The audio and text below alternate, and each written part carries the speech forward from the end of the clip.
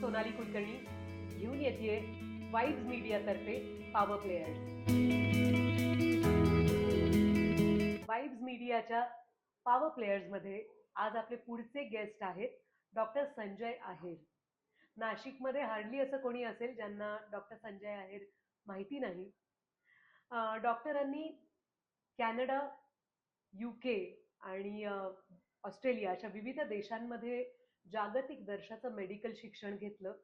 2005 साली 17 देशांमधून best trainee of the year अशी त्यांची निवड झाली होती, ज्याचा आपल्या सगळ्यांना अभिमान वाटला पाहिजे. त्यांनी नाशिकमध्ये निओ केअर हॉस्पिटलची स्थापना केली. त्यांची एक गाजलेली केस म्हणजे एका 450 ग्रॅम वजनाच्या बाळाला त्यांनी जीवदान दिलं होतं. किती कौशल्याचं काम आहे हे. चला भेटूया डॉक्टर संजय आहेर यांना. नमस्कार डॉक्टर. नमस्ते. आपल्या पॉवर प्लेयर्स मध्ये तुमचं मनापासून स्वागत. थँक्यू. डॉक्टर, तुमचं शिक्षण परदेशात झालंय. हो. तुम्हाला कितीतरी तिथे अपॉर्च्युनिटीज मिळाल्या असत्या, कितीतरी लोकांनी तुम्हाला ऑफर दिली असेल ऑलरेडी. अनेक तुमचे सिनियर मेंटॉर डॉक्टर्स जे असतात त्यांनी तुमच्याकडे आशेने पाहिलं असेल की आता आमची धुरा तुम्ही सांभाळा. त्या सगळ्या मोहाला बळी न पडता तुम्ही नाशिकमध्ये परत यायचा निर्णय घेतलात. हे तुम्ही कसं काय साध्य केलं आणि का? बेसिकली माझं जे काही बालपण आहे आणि जे काही माझं शिक्षण आहे ते अगदी ग्रामीण भागात झालेलं आहे. बरं. आणि ज्या वेळेला मी परदेशात गेलो त्यावेळेला आमचं जे फील्ड आहे निओनेटॉलॉजी म्हणजे काय की जन्मापासून ते 1 महिन्यापर्यंतचं बाळ.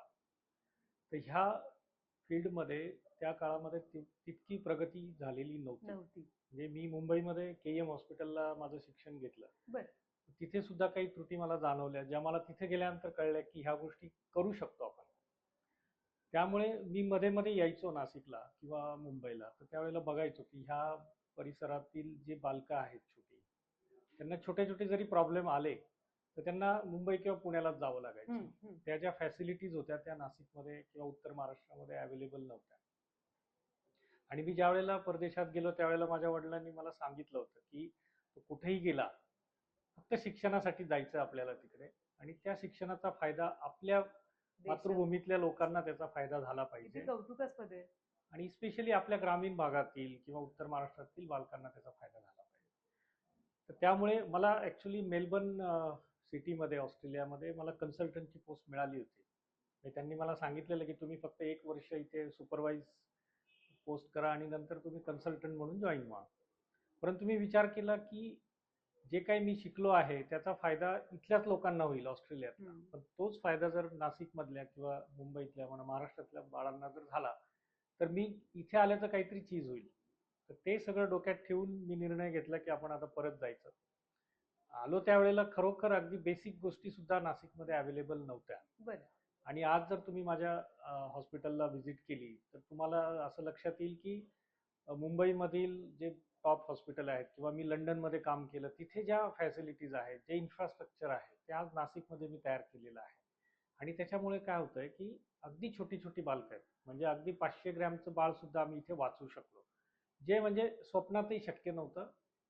प्रश्नच नाही डॉक्टर. मी स्वतः एक आई आहे, त्यामुळे माझ्या डिलिव्हरी नंतर माझ्या मुलीच्या डॉक्टरांनी आणि माझ्या डॉक्टरांनी जी डोळ्यात तेल घालून आमची काळजी घेतली आहे.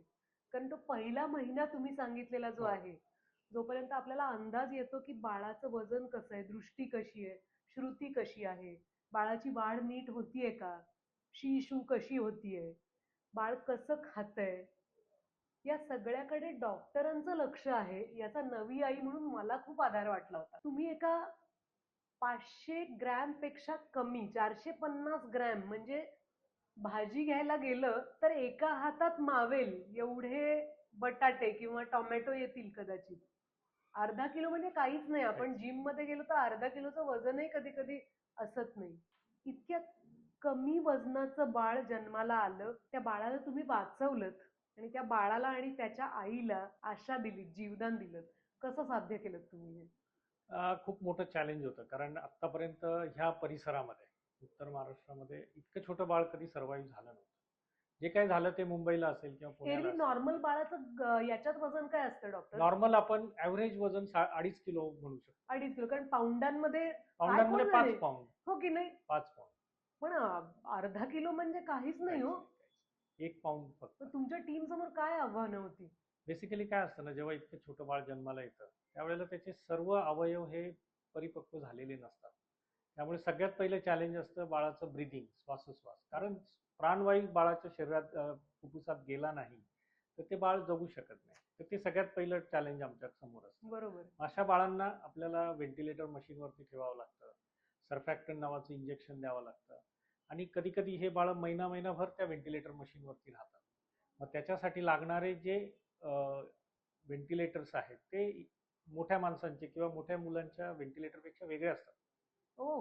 कारण आपण जे श्वासोश्वास घेतो तो साधारण 250 ते 300 ml हवा आपण एका वेळेला आत घेतो, परंतु हे 500 ग्रॅमचं बाळाला फक्त 5 ml हवा आत गेली पाहिजे, इतकं ते प्रिसाइजली आपल्याला मॉनिटर करावं लागतं. तर त्या सगळ्या मशिनरीमध्ये बाळाला ठेवून तुम्ही जसं म्हणाला ना डोळ्यात तेल घालून, अक्षरशः तसंच आमच्या ज्या नर्स असतील किंवा तिथे जे डॉक्टर असतील त्यांना त्याची काळजी घ्यावी लागते.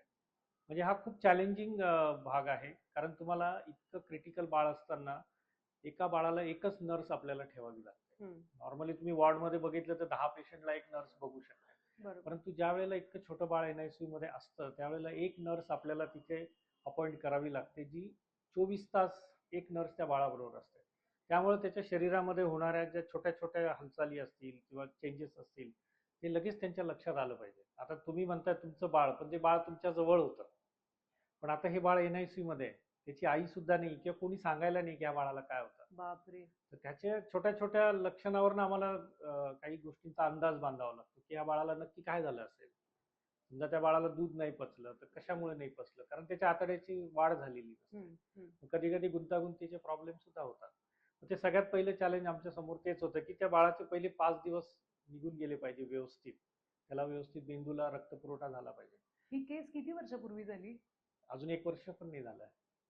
बाळ ठीक आहे ते? हो, एकदम छान. आता येतात ते माझ्याकडे ओपीडीला. अच्छा. दे आर डुईंग व्हेरी वेल. कमाल आहे. म्हणजे आतापर्यंत 600, 550, 600 असे आम्ही 10 ते 12 बाळ आतापर्यंत वाचवलेली आहेत. बापरे. आणि दे आर डुईंग व्हेरी वेल.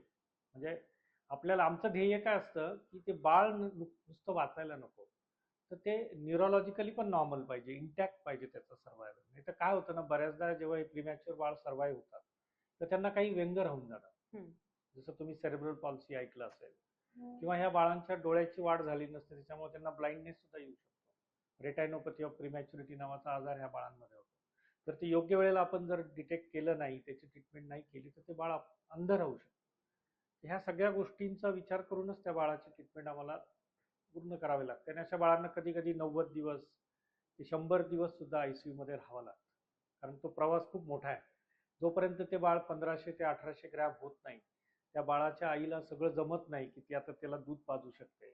ते बाळ वॉर्मर शिवाय किंवा हीटर शिवाय स्वतःचं बॉडी टेम्परेचर मेंटेन करू शकतं, तोपर्यंत त्या बाळाला आपल्याला ICU मध्ये ठेवावं. म्हणजे गंमत अशी आहे डॉक्टर की ते जे काही 100 दिवस असतील तेव्हा बाळाची आई आणि बाळाचं कुटुंब हे प्रार्थनेवर जगतं. बरोबर. पण बाळ खरं तर जगत असतं डॉक्टरच्या कौशल्यामुळे. बरोबर आहे. तर खरंच जीवनदान देता तुम्ही. पण तुम्ही या वैद्यकीय क्षेत्रामध्ये एक वेगळीच क्रांती घडवलीत, NICU ऑन व्हील्स या संकल्पनेनं. ती कल्पना तुम्हाला कशी सुचली? त्याला कसा प्रतिसाद आहे? कारण काय झालं, ज्या वेळेला मी इथे NICU सुरू केलं त्यावेळेला मला आजूबाजूचे जे तालुके आहेत किंवा जिल्ह्याचे गावं आहेत, जसं धुळे असेल, मालेगाव असेल, इकडे नंदुरबार, शहादा, ह्या ठिकाणावरनं मला फोन यायचे की डॉक्टर आमच्याकडे असं छोटं बाळ आहे, पण मग ते व्हेंटिलेटरवरती आहे, पण आम्हाला तुमच्याकडे पाठवायचं आहे. मग तो एक चॅलेंज असायचं की एवढ्या सिरियस बाळाला नाशिकपर्यंत कसं आणायचं. बरोबर.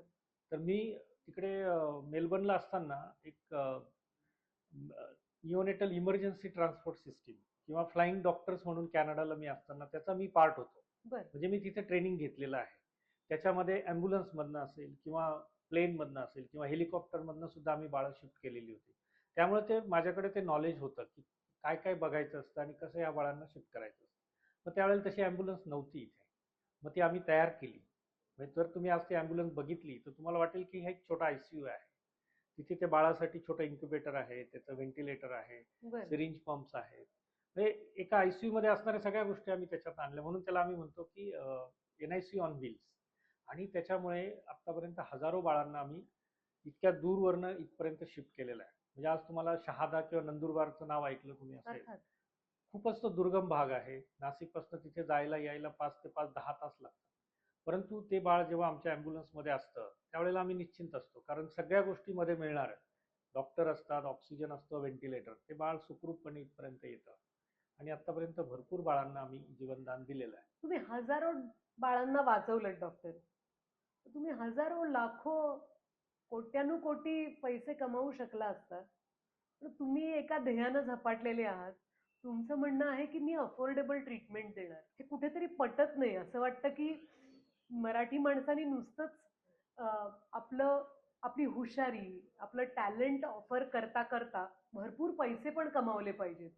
या मोहातून तुम्ही कसे स्वतःला बाजूला ठेवता आणि ही अफोर्डेबल ट्रीटमेंट द्यायचा निर्णय का घेता? मी माझी सुरुवातच केली की माझा जन्म आणि माझं बालपण हे ग्रामीण भागात गेलं. बरोबर.